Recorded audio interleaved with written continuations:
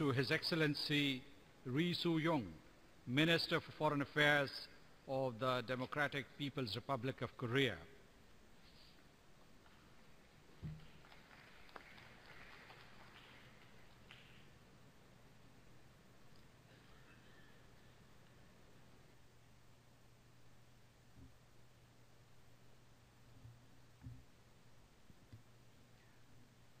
우장 선생,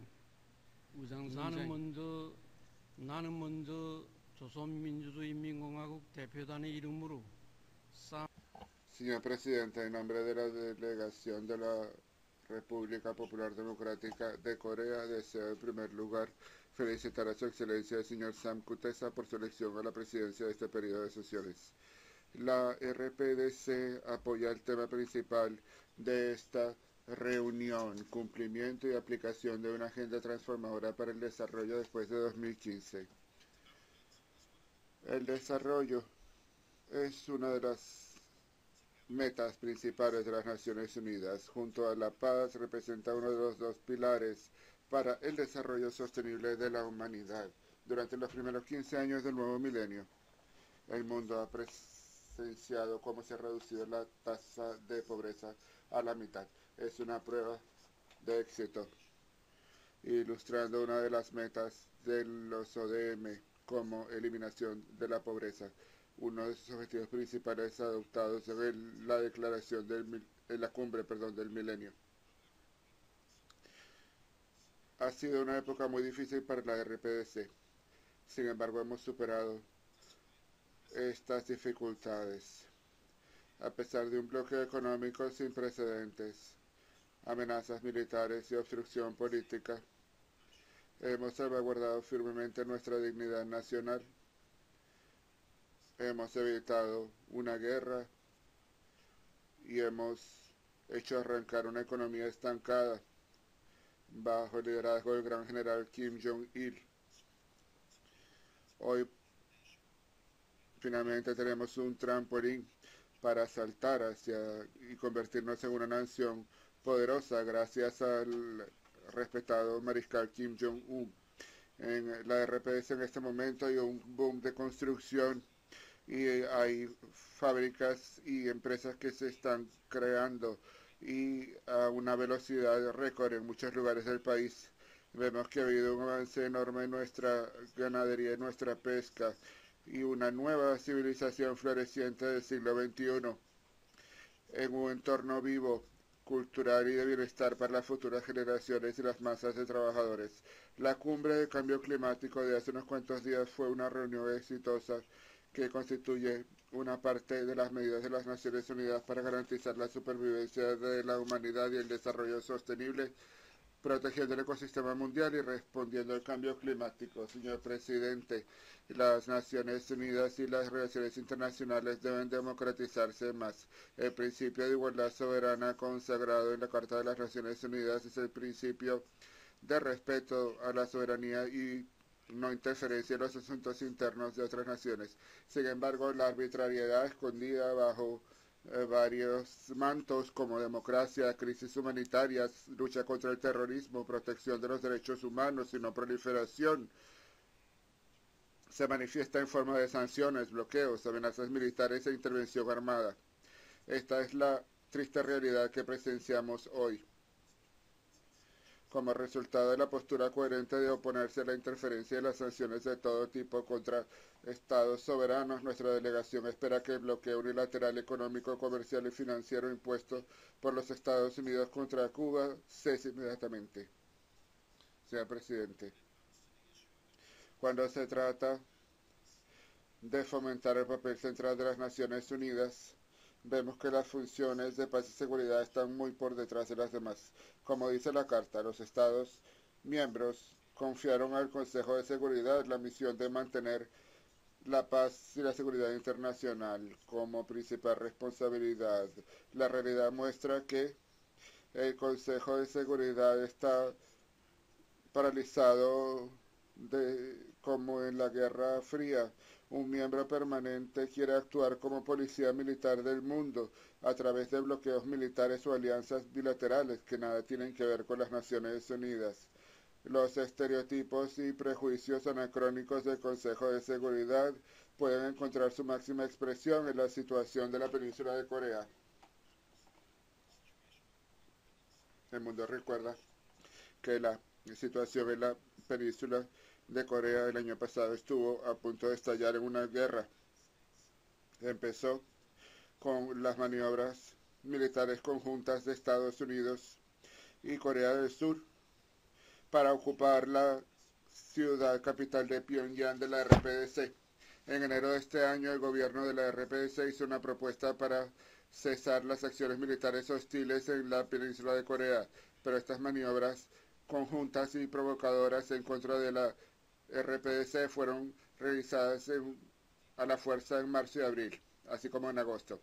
El gobierno de la RPDC presentó al Consejo de Seguridad la cuestión de suspender estas maniobras que ponían en peligro la paz y la seguridad de la península de Corea y de toda la región. Sin embargo, el Consejo de Seguridad dio la espalda.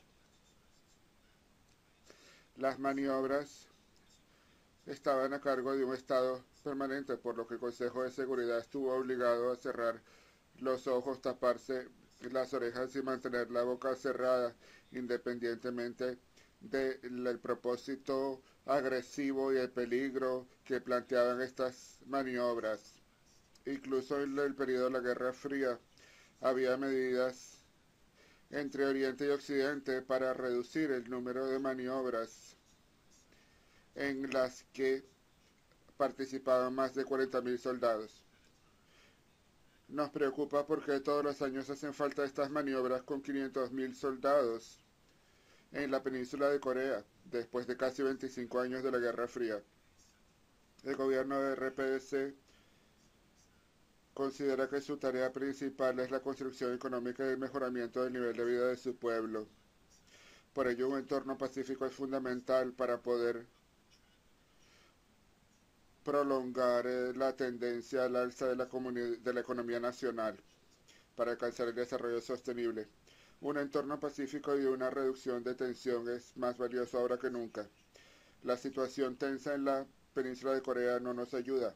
Todo lo contrario, constituye un obstáculo muy serio a nuestros esfuerzos para alcanzar el desarrollo económico y mejorar el nivel de vida de nuestra población.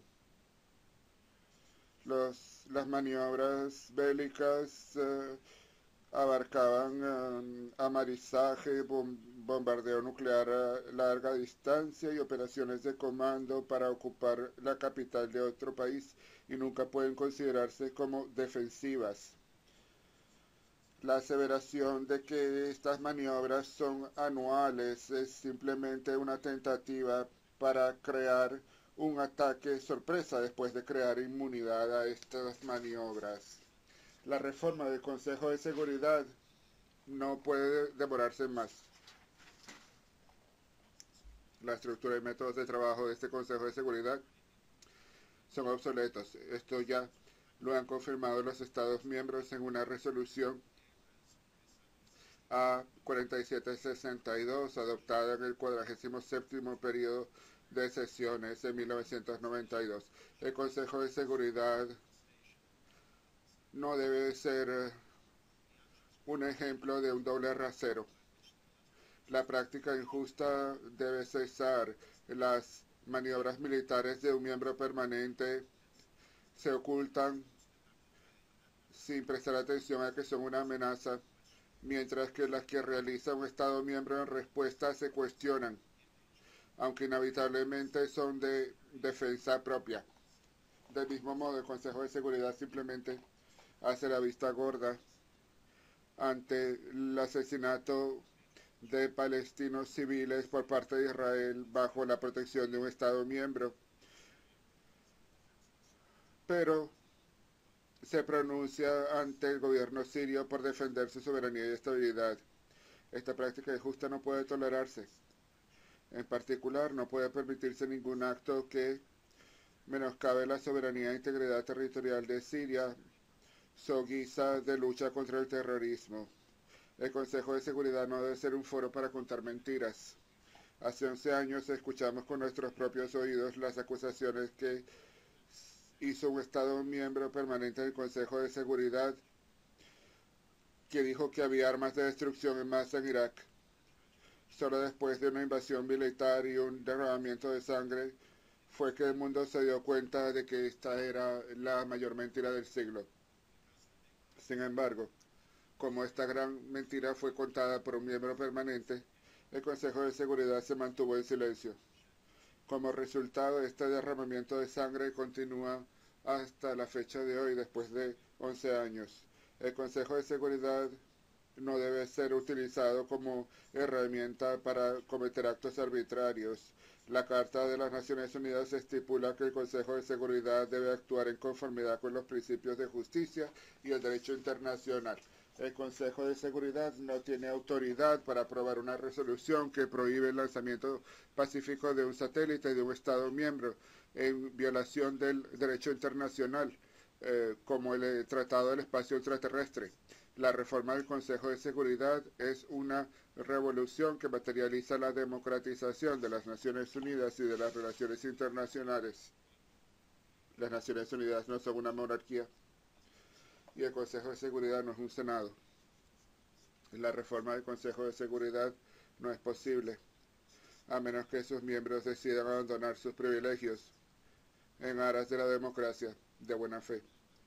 El Estado miembro permanente que se pronuncia más vociferosamente sobre la exportación de la democracia debe reflexionar si su sermón es solo hipocresía, teniendo en cuenta las exigencias de esta era y de la mayoría de los Estados miembros. Si el Consejo de Seguridad no logra reformarse y se mantiene como un elemento obsoleto, los Estados miembros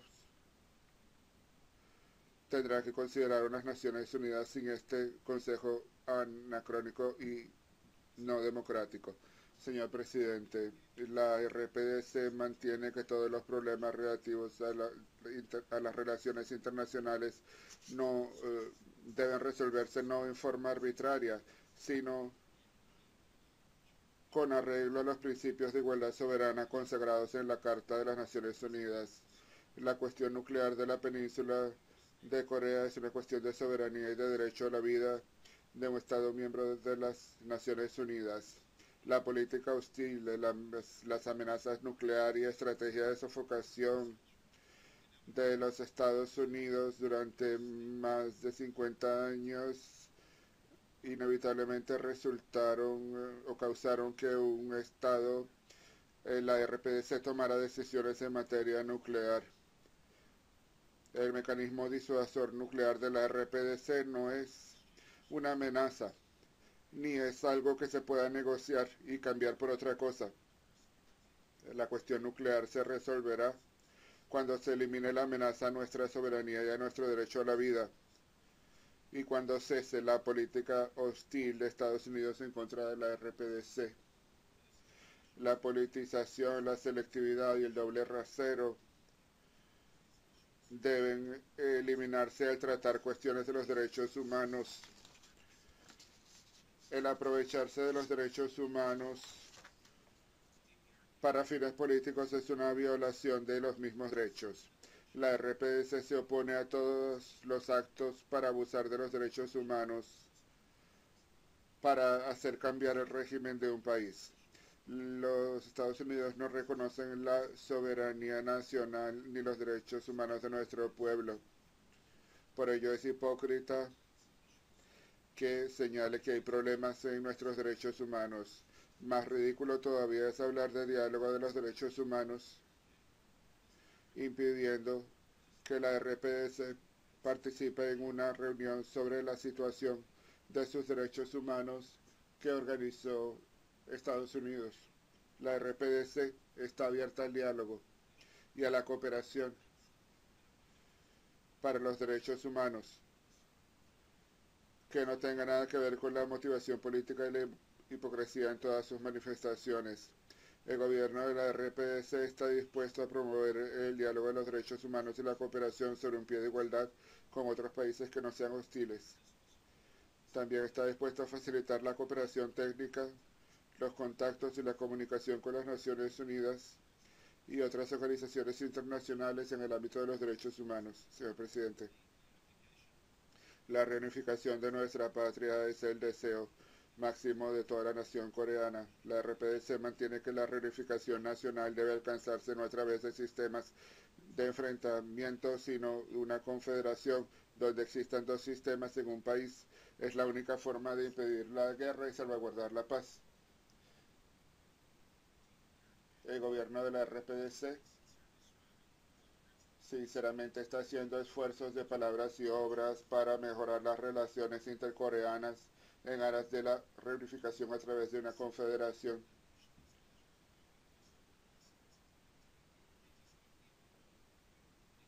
Como Corea del Sur renunció a sus prerrogativas militares respecto a Estados Unidos, no sabe cuántas armas de destrucción en masa que pueden destruir a la nación coreana más de cientos de veces están escondidas en su propio suelo. Por ello, debe abstenerse de hacer propuestas ficticias de reunificación copiadas de otros países. La RPDC participará constructivamente en el programa de desarrollo después de 2015 y contribuirá activamente a la labor para adoptar un programa de desarrollo el próximo año con motivo del 70º aniversario de fundación de las Naciones Unidas. La independencia, paz y amistad son los ideales de la política extranjera de la RPDC.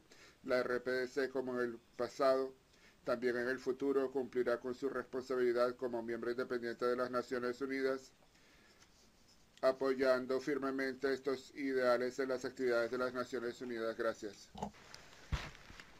Doy las gracias al ministro de Relaciones Exteriores de la República Popular Democrática de Corea por su declaración.